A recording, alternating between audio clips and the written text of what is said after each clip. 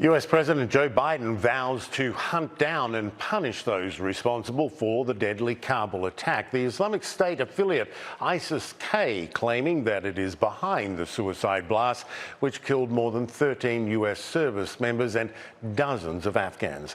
President Biden said the US will move forward with evacuations, but made it clear that the nation will neither forgive nor forget.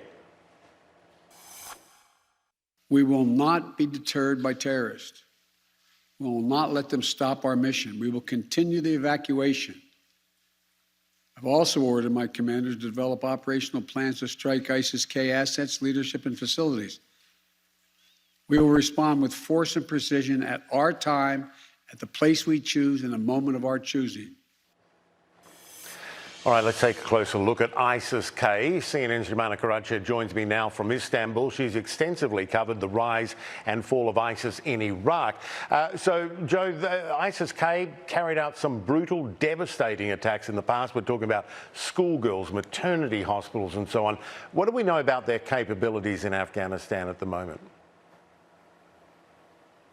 Well, Michael, I mean, they have been a threat, a major threat, according to U.S. officials in the country. They have been the target of military operations, counterterrorism operations in the country. And as you mentioned, we've seen those devastating attacks since 2016. And also in recent months, they have shown the ability to choose their targets, carry out the attacks whenever and however they want, Michael. They have remained a serious threat in the country. Now, when it comes to their numbers, there's all sorts of estimates, something around 1,000 to 1,500. But what has really concerned officials, and we've heard this from U.S. military officials also in recent days, as well as President Biden, these prison breaks that you saw in Afghanistan as the Taliban swept across the country, hundreds of ISIS prisoners who were released from these prisons and who are believed to have joined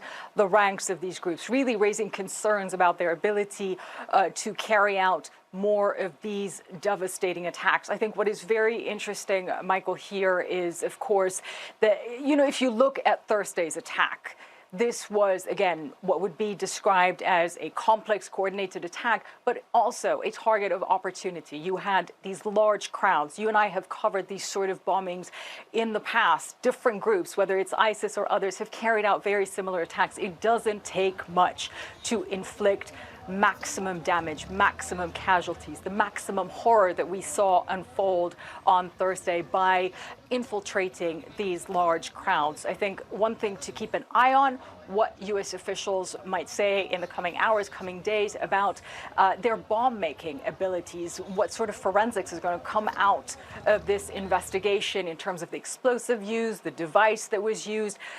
Very important to keep an eye on. Something that is also very concerning, Michael, I found in that claim of responsibility by that group, by ISIS-K. They say that not only were they targeting U.S. military service members, they were also targeting what they described as the collaborators, the spies, the translators who worked with the Americans, really, again, underscoring the kind of risks America's allies and partners are facing right now with the fears that they're going to be left behind, Michael.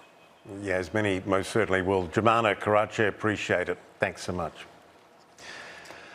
So if ISIS-K is behind the airport attack, as it claims, what was the group hoping to accomplish? To discuss all of this, Sajan Gohel joins me now from London. He's the International Security Director for the Asia Pacific Foundation and an expert on terrorism. Good to have you with us. We've heard the US President and others say that, you know, ISIS-K is a sworn enemy of the Taliban, but you write about how the relationship is more murky than that, and that in many ways they're intertwined.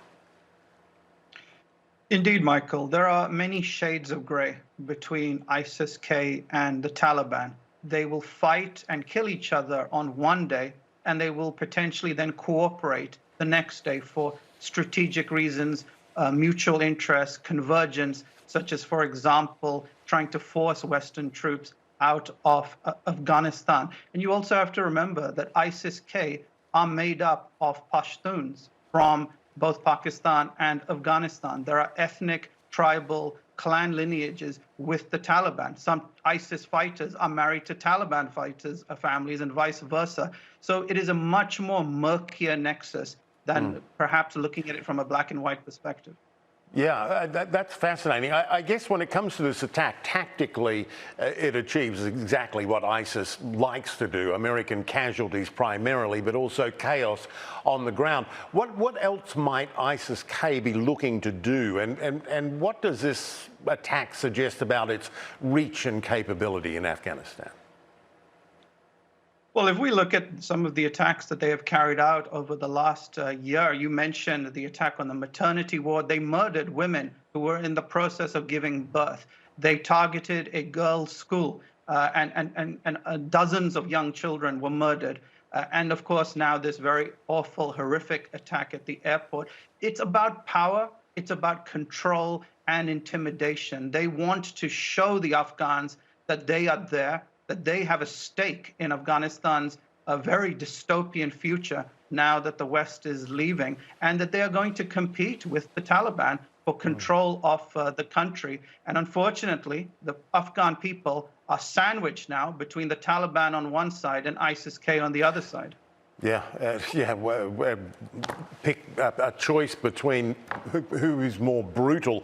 I wanted to ask you this too, because the US pounded ISIS-K, relentlessly for a while there, and they sort of went quiet. How much of an impact did the Taliban's release of ISIS prisoners during their sweep across the country have on ISIS-K's operating strength? Well, certainly ISIS-K's ability to operate has been enhanced and increased after the Taliban freed dozens of their prisoners, if not hundreds, from various jails across Afghanistan as the Taliban was sweeping across Afghanistan. There are also ISIS-K fighters that have now emerged from the woodwork that were based in Pakistan.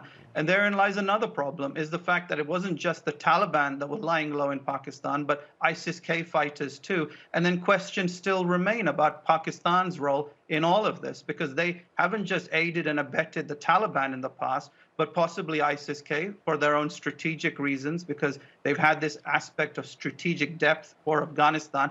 And again, the concern is that what role will Pakistan play in Afghanistan's future, especially vis-a-vis all these groups, when you've got Imran Khan's government wanting to try and get international recognition and legitimization for the Taliban. But how can one do that when they retain these odd ties with all these different terrorist groups who are murdering civilians? And also, we are looking at the death of 13 US Marines who are trying to save lives in Afghanistan.